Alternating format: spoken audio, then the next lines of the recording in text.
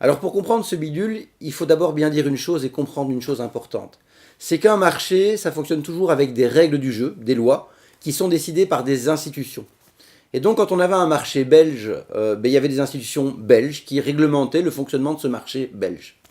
Quand on est passé à un marché européen, on a mis en place toute une série d'institutions européennes qui définissent les règles du jeu pour le marché unique européen.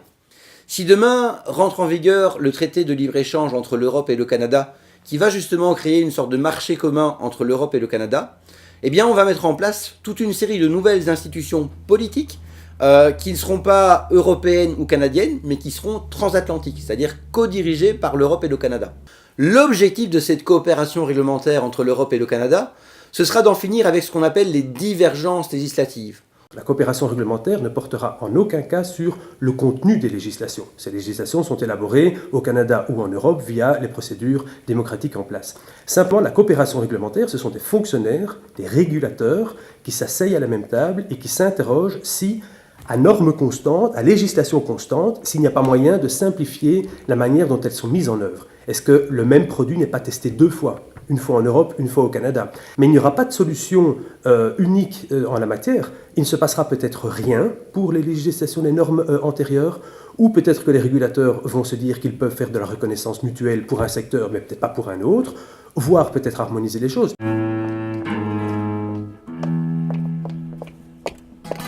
Autrement dit, à chaque fois que des textes de loi seront différents entre l'Europe et le Canada et nuiront au commerce, donc à la libre circulation des produits, des investissements, des entreprises, le but de cette coopération réglementaire sera de lutter contre ces divergences législatives.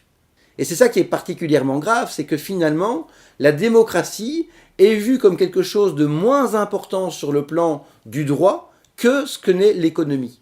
Die regelgevende samenwerking wordt dan ook nog een keer verplicht dat, en dat klinkt allemaal mooi, dat de stakeholders moeten geraadpleegd worden. Dus alle stakeholders.